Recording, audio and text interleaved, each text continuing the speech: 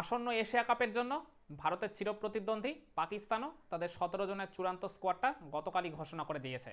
পাকিস্তানি প্রথম টিম যারা এই এশিয়া কাপের জন্য তাদের স্কোয়াডটা অন এয়ার করলো।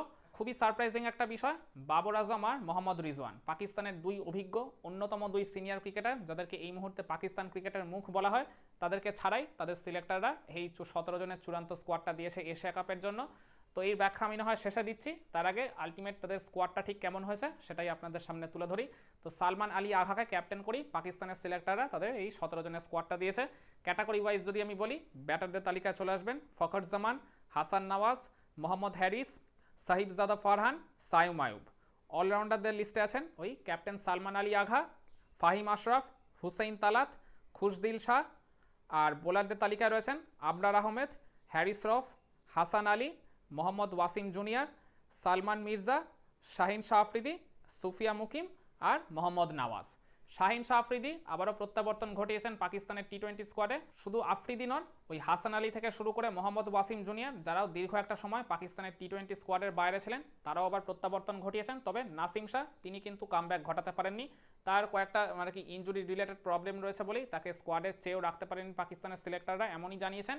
তবে বাবর আজম আর মোহাম্মদ রিজওয়ান যে দুইটা বিগ কল ছিল, মানে যাদেরকে বাদ দেওয়াটা মানে খুব একটা সহজ বিষয় ছিল না, কিন্তু তাদেরকে ছাড়াই আলটিমেটলি পাকিস্তানের সিলেক্টর এই স্কোয়াডটা দিয়েছে। বাবর আজম আর মোহাম্মদ রিজওয়ান এই দুই অভিজ্ঞ ক্রিকেটার ব্যাট হাতে সাম্প্রতিক সময় একেবারেই ভালো ছন্দে নেই। এই রিসেন্ট পাস্টে ওয়েস্ট ইন্ডিজের এগেনস্টে মানে পাকিস্তান যে 3 ম্যাচের ওডিআই সিরিজে হারলো, সেখানেও কিন্তু ব্যাট হাতে একেবারেই জ্বলে উঠতে পারেনি রিজওয়ান আর বাবর আজম। আর এছাড়া পাকিস্তানের টি-20 স্কোয়াড থেকেও তারা বেশ অনেক দিন ধরেই দূরে রয়েছেন। শেষ তারা টি-20 খেলেছিলেন ওই গত বছর অস্ট্রেলিয়ার মাটিতে নভেম্বরে। মানে তারপর থেকে দেখতে গেলে প্রায় দীর্ঘ এই 8-9 মাস তারা কোনো আর সিঙ্গেল টি-20 ম্যাচও খেলেননি জাতীয় দলের জার্সি গায়ে। আর এছাড়া তাদের ওই স্লো স্ট্রাইক রেট থেকে শুরু করে আধুনিক যুগের টি-20 ক্রিকেটের সাথে তাদের ওই বেমানান ব্যাটিং, যেটা পাকিস্তানের টিমের বা পাকিস্তানের সিলেক্টরদের কিংবা মানে তাদের প্রাক্তন ক্রিকেটারদের একেবারেই পছন্দ ছিল না, দীর্ঘদিন ধরেই তারা বলে আসছিলেন। অবশেষে তাদের দেশের ক্রিকেট বোর্ড সেই গার্ডসি ডিসিশনটা নিয়েছে এই রিজওয়ান আর বাবরকে মানে চূড়ান্ত স্কোয়াড থেকে বাইরে বের করে দিয়ে। অথচ এই বাবর আজম আর মোহাম্মদ রিজওয়ানি কিন্তু একটা সময় পাকিস্তানের এই টি-20 মানে টিমের হয়ে রেগুলারলি ওপেন করতেন। তারা অসংখ্য ম্যাচ উইনিং পার্টনারশিপও যেমন উপহার দিয়েছেন, তেমনি ইন্ডিভিজুয়াল ভালো ভালো ইনিংস খেলে পাকিস্তানকে কিন্তু একটা টাইমে রেগুলার ম্যাচও জিতিয়েছেন।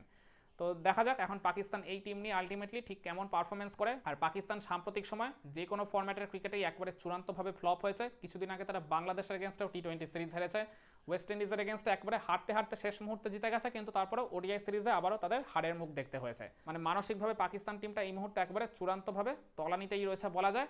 তবে এশিয়া কাপের আগে তার প্রস্তুতির জন্য পাকিস্তান ওই সংযুক্ত আরব আমিরশাহীর মাটিতেই ওই ইউএই আর আফগানিস্তানের এগেনস্টে ট্রাই নেশন সিরিজ খেলবে, যেটা কিন্তু এশিয়া কাপের জন্য একটা বেশ ভালো মতো প্রস্তুতির মঞ্চ হয়ে যাবে পাকিস্তানের জন্য। কন্ডিশনের সাথে যেমন তারা মানিয়ে নেওয়ার একটা ভালো স্কোপ পাবেন, এছাড়া মানে তার পরবর্তীতে যেহেতু ওই একই দেশেই এশিয়া কাপ তারা খেলবে, সেই কারণে তাদের একটা বেশ ভালো মতো প্রস্তুতিও কিন্তু হয়ে যাবে।